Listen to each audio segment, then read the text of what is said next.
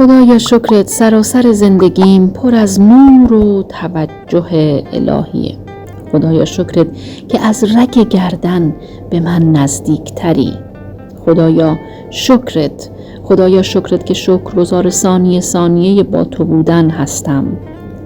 خدایا شکرت که تکیهگاه محکمی مثل تو دارم. خدایا شکرت که فقط روی خودت حساب کردم. خودت بهترین ها رو برام مهیا کن. خدایا شکرت هر لحظه حمایت و هدایتم میکنی. خدایا شکرت که از زمین و آسمون برام خیر و برکت و فراوانی میباره. خدایا شکرت برای این لحظه و هر لحظه‌ای که با تو سپری میشه.